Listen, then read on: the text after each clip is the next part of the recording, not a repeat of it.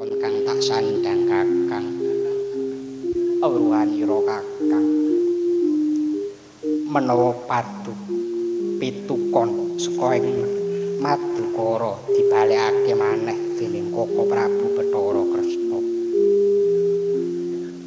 kuwi tegese urung daup antarane anakku Irawan lan Ditisari bebasan sewu naraca bala kang tumama ning dadaku ora bakal tak gawe rasa nanging rasa wirang ngluwi sepadane gegaman luwih becik aku tumekaning pati tinimbang nandhang wirang kaya mengkene kakang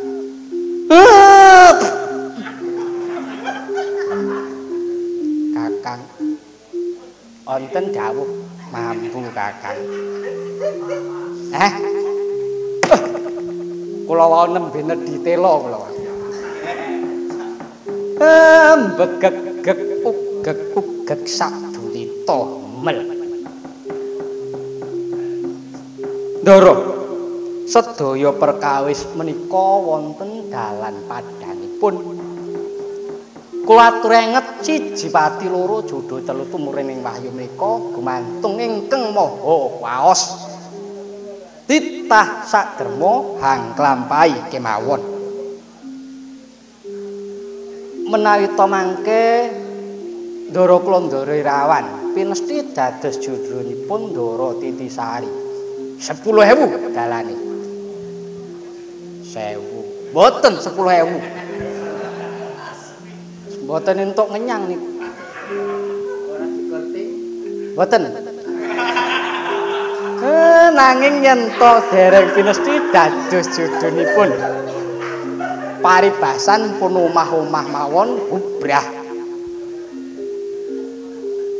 mila Ndara monggo kula aturi enget hening Ndara kocap kacarita barat sumribet anggontarum hanyarengi praptanipun Dedya Kala Bajul Putih ingkang kadharaken kelurah Bagong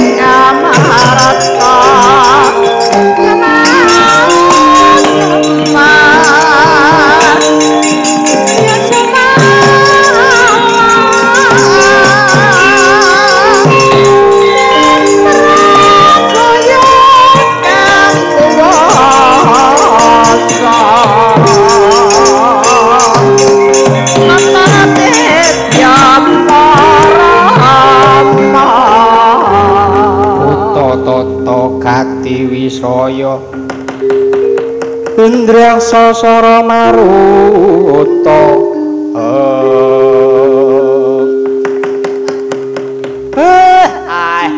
kok kowe le Nala Bagong wah Nala Bagong ampun disukani Nala Rama oh iya kowe kuwi Nala Bagong Nala meneh Bagong jan mripate pun raup dereng Rama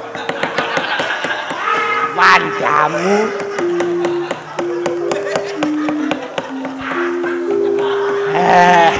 Banjur mburimu kuwi sapa?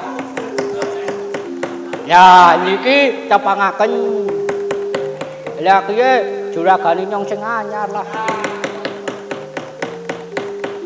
Niki yen iki Ndara Arjuna karo bapakku. Bagus to bapakku. Bagus to Ndara Arjuna. Kok dadi iki Kang Asmane Kaki Semar lan Pangeran Arjuna. Ayo ora nang loro kejaba telu. Ora nyang loro kejaba iki.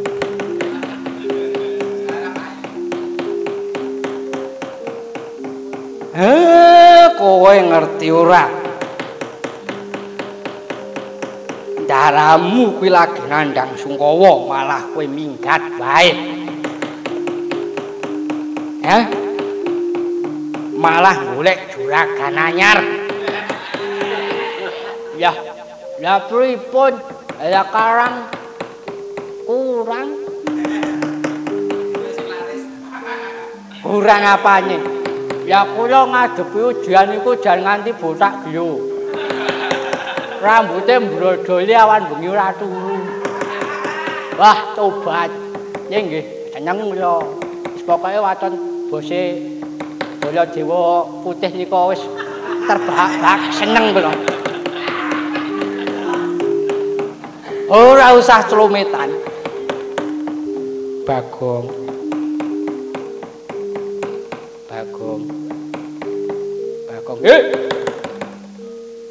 Malah kaya igul. Diceluk ping 3 lagi nyaut. Kula liar-liar. Kowe saka ngendi wae Bagong? Kula nembe. Niki nderekaken Ndara kula sing anyar. Mboten Ndara. Kok kados pasuryan paduka nika pucet kok kados nandhang Sungkawa niku enten masalah napa Ndara?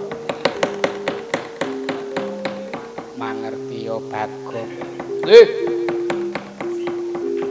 Menawa pitukon saka ing Kasatyan Madukara dibalekake maneh lawan Koko Prabu Bathara Kresna. Aku wirang Bagong. Wah, nek kula seneng nalare kepiye. Le duwe gawe lak mundur. Dadi le nyewa KUA karo KUD niku mundur. KUD piye? Ya le utang beras. Ora celometan Bagong. Iki pikati Bagong. Nggih. Dados ingkang dados bribing perkara menika sinuwun Bathara Kresna to? Iya Bagong. Wau to. Bajul Putih mangertos pangandikanipun Raden Arjuna. Dasar titus panggraitane. Kasalira pangandikane sangat bagus grigah. Sigra mentar tanpa taliwara.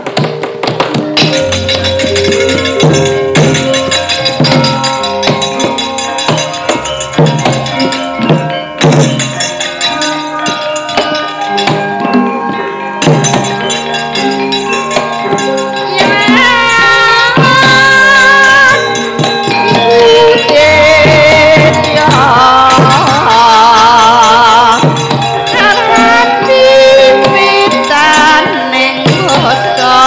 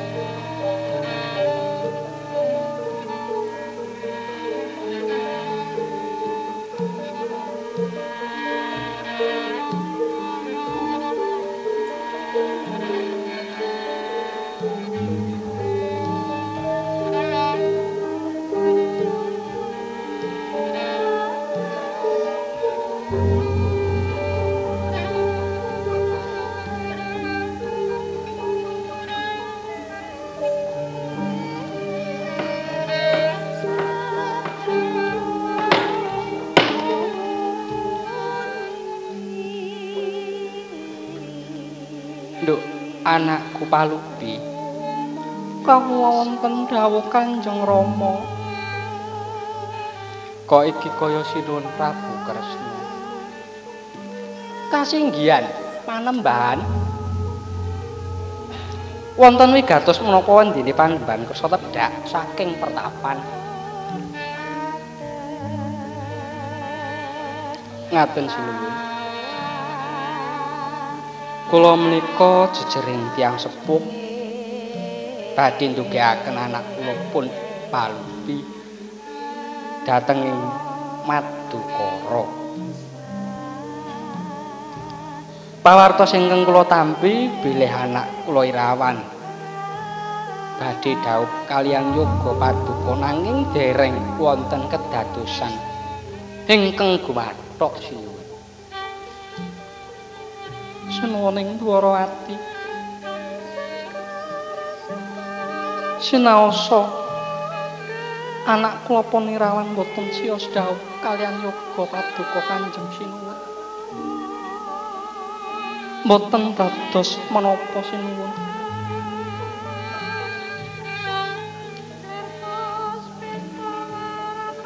Nanging dereng wonten kula dereng lega menawi dereng kepanggih kaliyan anak kula sinuwun. Sinuwun. Kepasang yogi sinuwun. Mangsa borong kula nderek titip anak kula supados kepanggih kaliyan Irawan. Padha gulangen ing kalbu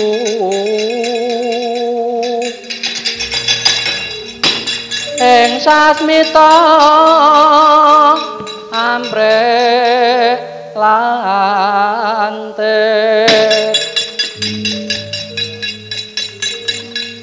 aja bijar mangan Indra kaprawiran den kaesti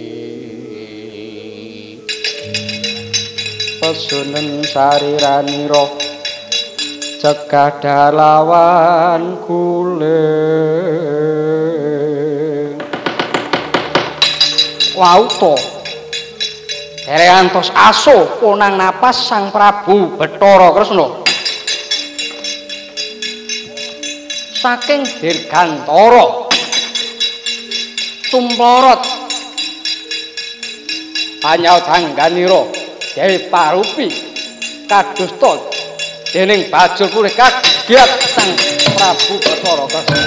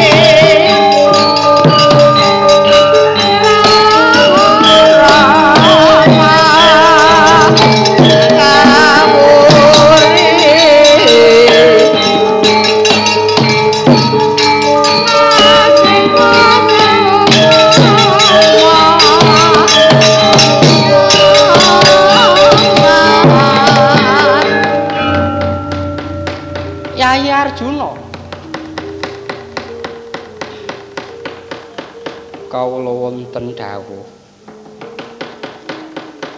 Pun Kakang nyuwun senjata pitulungan Yai. Awit saka bingunge atiku, mula pun Kakang nyarujuki.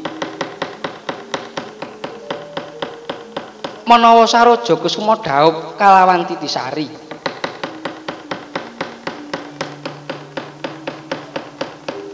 Nanging nyatane Titisari ilang. Lan Titisari wis kebacut tresna kalawan yogamu Irawan. Mula ta Yayi ana ngendi papan dulunge bocah loro kuwi mau? Nyadong detuga ingkang kathah. Kula boten mangertos dundungipun lari kekalih. Awit kula ugi ngupati menapa Koko Prabu kasamaran. Dunungipun lari kekalih jarene Kresna ngerti sadurunge winarah. Nanging ana lelakon kaya ngene kok ya mbingungi. Paduka ingkang damel perkawis ketahipun paduka saged mungkasi ibaratipun wong gelar kloso. Wong gelar kudu bisa nggulung Koko Prabu. Ya.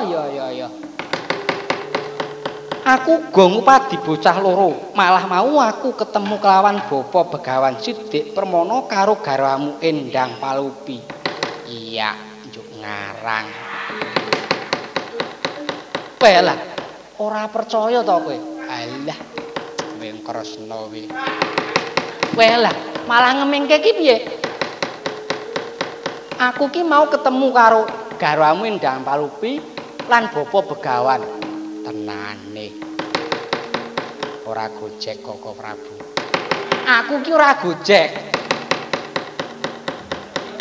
Sak menika papan dunungipun Bapa Begawan so garwa kula wonten pundi?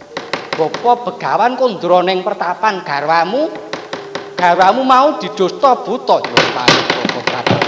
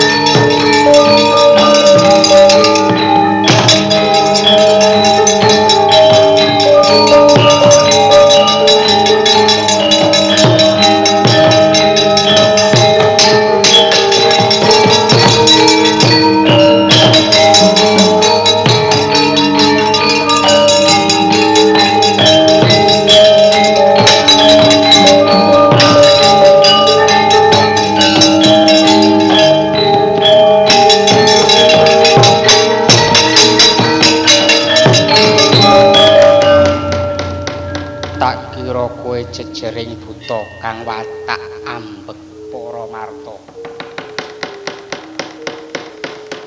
Nalika semana kowe bisa ngerti apa kang gak rasake. Mbiro marang Koko Prabu Kresna tegese kowe bisa mbalesake rasa wirangku, nanging nyatane kowe buta kaya jamake buta liyane. Tur angkara budimu candala wani ndusta garwaku. Hayu ana ngendi dununge garwaku Endang Palupi? Oh ladalah, aku ora ngerti apa kang mbok ngendikake Den. Yen kowe ora ngulungake garwaku apa klakon ndak jempalan. Wah, yen pancen arep neter kadigdanku ayo tak laden.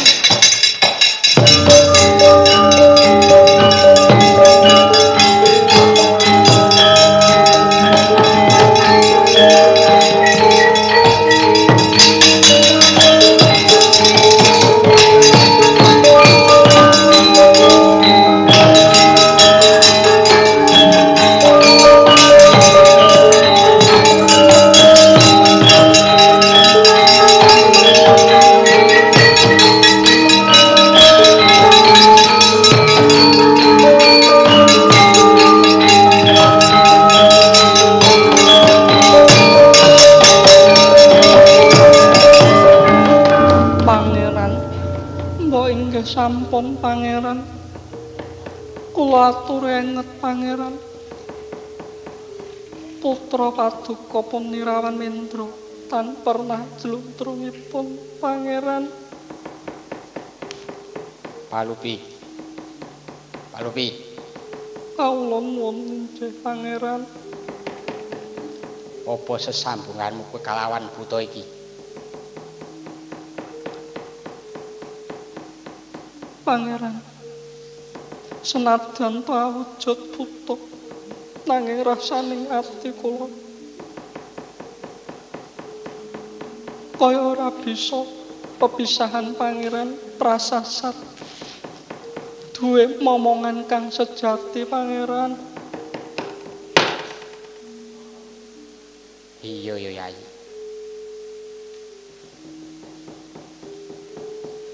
Bener apa kang mbok ngendikake mau? Renasa kandel rasaku tumrabuta iki. Pangeran, bota-bota anggonku golek nganti seprene durung ketemu. Harep dadi manten wae urung pangeran. Habot panandange wong tuwa pangeran. Nyangga lelakon Daupe Irawan lan Titisari pangeran. Napa bisa nganti klakon pangeran? Iya Yai. Wong tuwa kuwi mung kare manut dilapi iki lho. Wong tuwaku mung kare manut ana tetumbungan. Anak polah bapa pradah. Daupe anakku bakal dak toy nganti temkane pati. Wauta ndrodhok angganira Dityakala bajul putih. Bramijuri wesak gronta gedhe. Sareng midhanget pangandikanipun Dian kekalih. Padhar sejating wujud Raden Irantah Dewi Tisita.